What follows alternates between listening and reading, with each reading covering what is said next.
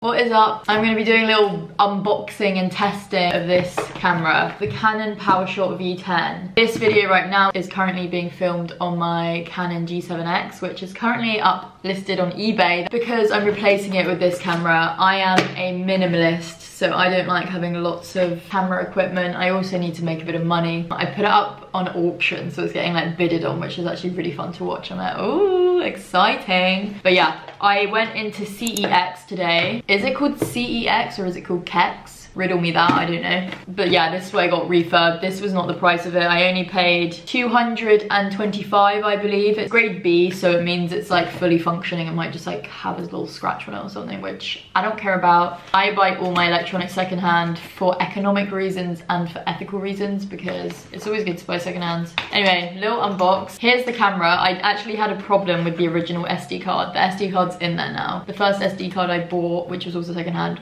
it was a fake one. So I put it in and it didn't read on my camera. I had to go back to the CEX store and be like, bitch, it's a fake one. And then they went and ran a test on it and they were like, yeah, it's fake. But they were really good, they were really helpful, and they gave me a new one, exchanged it, and the micro SD card was only a tenner. So 235 in total, which is not too bad for camera equipment. And it also came with these bits, which I haven't yet opened. It's come with a charger, I think. That's just USB-C to USB-C. Silicone lens cap.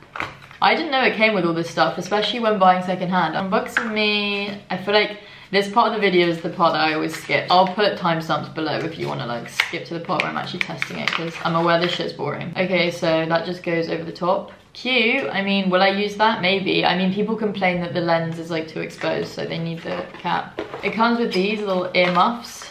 So fluffy. I hope that's not real animal fur, because that's so not vegan, but they look like that. I guess that's good for if you're filming outside and there's like noise. Is that what they're for? The way I don't even know what they're for. I think that's what they're for. It's to like reduce background noise, isn't it? And then a little bag. Such a like flimsy bag. I feel like that's not really protecting it at all, but whatevs. That's what's inside the box. And this is the camera. It's so small and it's so cute. You just turn it on there. There's an on button. Oh my god, you can see me. It's a much wider lens than this camera. This is it next to my phone, so as you can see the size difference. This is iPhone 12, normal size, not max or anything. So I'm coming to you live from the Canon Powershot V10. I just had to swap over from my G7X to this because it did that thing. I'll show you. This is the current setup. As you can see, a lot more bulky than that one. I mean, I can't really do a comparison, but it does this thing where it's got like a, lol me in the camera, but it's got that 0 there, which I'm like, so not here for. And that does happen every so often, and then you have to reformat the whole SD card and it like wipes everything, so then you have to like go and plug it in. And I mean, there might be a reason, there might be something I'm doing wrong. Even though I do think this is a really good camera and like the quality is amazing, I just feel like it's just too much of a faff. To be fair, I've not had this one for very long, so shit could go wrong with this one. But just the fact it's small and it's got a built-in stand and it's not that expensive, so like I feel like I won't be pissed off if things go wrong because I'm like, I only paid like 200 quid. Whereas that camera, it's like, well, it's worth a bit more. Why are you being shit? Do you know what I mean? Right, hello. So this is the comparison part, and this is where you get to see the Powershot V10. This is the one I've just purchased here. As you can see, it's a much wider lens than the G7X here, which is much narrower lens. I will do a little audio clip. So this is the audio of the iPhone right now. I don't know if you can tell any difference. Then I'm gonna go to the Canon G7X. That's the audio of the Canon G7X. See what that's saying. And then the Canon Powershot V10. I am interested to like hear all the different audios and yeah, see what that's about. Maybe I'll switch them out throughout the video. I don't know if that's annoying, but I feel like that is kind of helpful. Overall, I'm always a fan of a wide angle lens, so I'm always going to prefer the kind of wide angleness of the iPhone and the Powershot V10.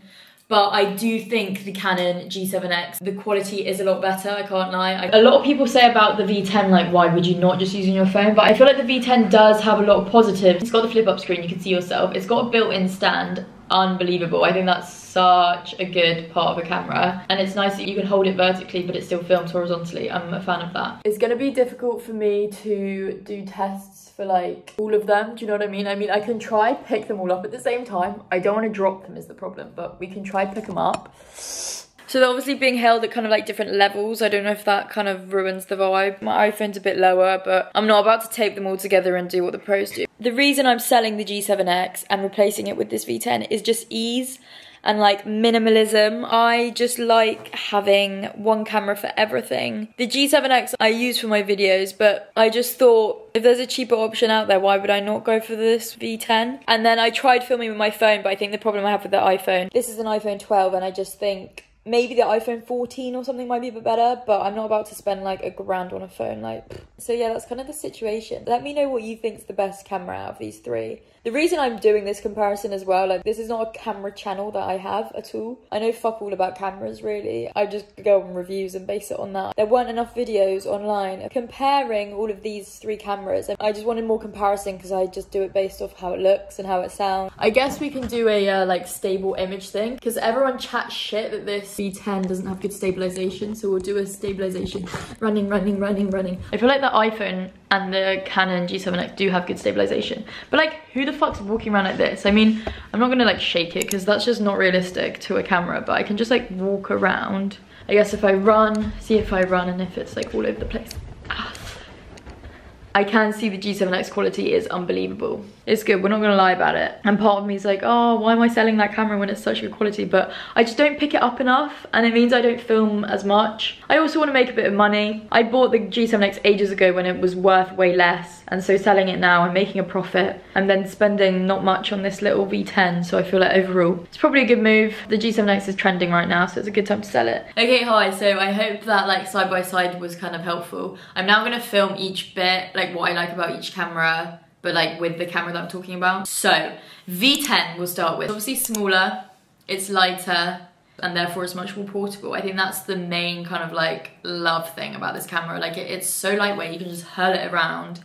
It's also very easy to use. This is it in the automatic settings. So that's good for people that are like, what is a camera? Like what's shutter speed? What's this, what's that? Like all that stuff. Wide angle lens, which is what I love. So this definitely has that over the G7X. I love wide angle. I think wide angle is so hot. I also like when you go like that, your hands can like stretch out. It's just like, it's kind of like fisheye, but it's not. But I'm a fisheye junkie. I love all that 0.5, like any wide angle. I'm here for it. It also means when you pick it up like this, like you are so close to my face right now, the actual lens, but it doesn't look that close. And then you can also do that, which is so far away. But like if I was holding the other one out this far, it wouldn't be as far, do you know what I mean? So that's always great. Charges with a USB-C. Okay, people are pissed off about this. Everyone's like, me, it doesn't have a battery. Hello, I don't want a battery. That's extra things I don't want to be thinking about. I don't like owning things, like I'm a minimalist. I like to own as little as possible. Also, even if you're not a minimalist, you can appreciate the ability to pack fewer items when you go traveling, say. So it just takes up less room. There's less equipment to go with it. To me, I love that. Built-in stand, as I'm using right now. The built-in stand is impeccable. I love it. I think that's the major USP for this device. Just, it's so clever, so easy. You can plug this into your laptop because it's got the USB-C, which is actually really good if you want to like live stream. And then also cheaper. I mean, obviously that's a good thing in itself, being cheaper, but I also think the fact that it's cheaper makes me like carry it around more and like be more likely to take it with me places, because it just means you're a bit more like woo whatever, and then it means you're more likely to film. Don't know if that makes sense, but hopefully. And then negatives, I haven't found this yet, but apparently if you are always filming in 4K it overheats very quickly. I'm not too fussed about that, but if you really are desperate for 4K then maybe don't use this camera. And then also bad image stabilization. You can turn on image stabilization. I'll do a section of me like walking with it turned on. I think there's like two settings. I think you can like stabilize it and then you can like ultra stabilize it, but it does crop in a bit more when you do that. Yeah, I guess if you're always walking around, you might be better with a GoPro or the DJI Pocket 3. I think that was the other competitor that I was looking at with this kind of vibe. I've got more like sit down videos or me like making food. So to me, walking around ain't too much of a fuss. And then I think the other thing that I've heard, again, I've only just got this camera, so this is me just regurgitating what other people said, but the fact there's no kind of like lens cover, I mean obviously it comes with this little rubber thing, but I think the lens might get scratched a bit easier than on the G7X. Obviously the G7X like closes. Oh yeah, and one more thing I forgot is that it doesn't zoom. It's a fixed lens, so you can't like be like zoom. So I guess that's like a little bit annoying, but also like I've got a phone, so I can just use my phone to do that if I really need to zoom, but I can't really think of a time where I'm like, I need to zoom. And another thing I forgot about this camera that I've heard people find annoying, and I have run into a problem with it once, it's so mild, but I thought I'd just mention it anyway, is the fact that it's got this stand. You basically have to put the stand in before you put the viewfinder back down. I'll insert a video of me doing it, so hopefully you can like understand what I mean, but this is such a minor problem, but I guess the design's not been perfectly thought out. Okay, hey, now I'm filming on the Canon G7X. Best positive is the quality. It's unbelievable. It shoots in 4K. I don't think I'll be able to upload this video in 4K because like the other footage isn't 4K. Do you know what I mean? But yeah, it does shoot in 4K, which is really good. So it is very high quality. Also, you can zoom, I guess, which you can't do on this Canon. And then obviously another pro is it's got a much more stabilized image compared to the V10. And it's just reliable and it's good. It's never really caused me any problems, this camera. I say there's like nothing I can fault with it, but I'm about to give you a list of cons. So here go the cons. Firstly, it's more zoomed in. It doesn't have that wide angle lens and it doesn't have a detachable lens, so you can't even change the lens and make it wide angle. There are extension lenses that you can add onto it. There's one I looked at getting, I can't remember the name of the brand. Oh, Newer, that was it. It was the Newer, I think with a double E. You can add that onto the lens and it makes it more fisheye or like wide angle, but then the camera's even bigger. Then it's kind of like ruins its like compactness and the camera's then huge. So that's why I just went for something like this instead. And it has the external battery pack. Everyone else thinks is a positive, but I think it is a negative. And the battery does die, and then I don't like how you can't use the camera once the battery's dead. But again, that's a me problem because I've only got one battery. I think most people go around with 2 batteries so they can just like replace it and then charge the other one. It's also more expensive. I don't like having really expensive things. I don't like having expensive jewelry or clothes because I'm just stressed I'm gonna lose it. Like, it just adds more stress in my life. And I guess the higher the price point on the camera makes me more wary of it and less likely to use it and a bit more scared of breaking it. And I guess the final negative of this one is it does this stupid thing where you have to reformat the SD card, and like it does it enough times where it's like annoying. I mean, it doesn't do it all the time, but it does it maybe every 3rd time I film. I mean, I guess the solution to that would be get another SD card as well. So maybe this is me being dumb, only having 1 battery and only having 1 SD card. So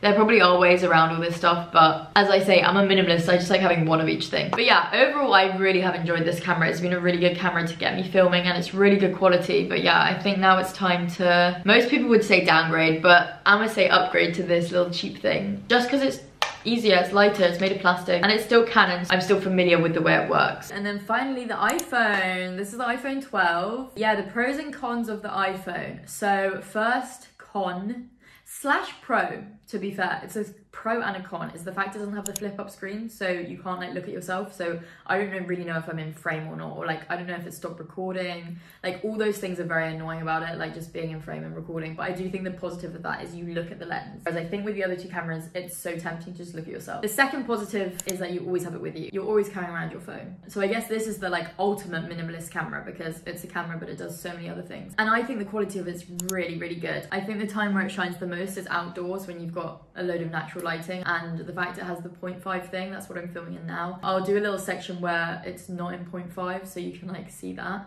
This is it not on 0.5, this is it on normal, like ×1 or whatever. If you film like this, it will be better quality, but I just like having the like lens of everything. And then you can also film with the front camera, which kind of gets rid of the problem of not being able to see yourself because I can like look at myself here. But I think the quality is a lot worse. You can't get the wide lens angle. But yeah, I'm gonna go back to the wide angle lens because that's my favorite. I did try filming on my phone for a bit, but the thing I found annoying was in low lighting, it's just blurry. Lighting is such a huge thing and a lot of cameras are really, really bad quality when it's low lighting, but I just think the iPhone is especially bad. Now this might be different if you've got iPhone 13, iPhone 14, iPhone 15. Is that even out now? The way I don't even know what the newest iPhone is. I think we're on 15 right now. So if you've got a really new iPhone, maybe that's better. This 12, it is really, really good. The camera quality is unreal. I just think in low lighting, it's just very blurry and it just looks iPhone-y. Like it just doesn't look as good as like a camera. Hey, sorry, so I basically just forgot to film an outro, so that just like ended really abruptly, so I thought I'd just film the outro now. But yeah, that's all I have to say about the cameras. Thank you for watching. I hope that was helpful for kind of the average person that's not like a camera geek, because I'm not about to go into all like the different specs and everything about the camera. But yeah, I hope that was helpful. If you want to see any videos on nutrition and minimalism, that's mainly what my channel's about, so check it out. And yeah, thanks for watching. Bye.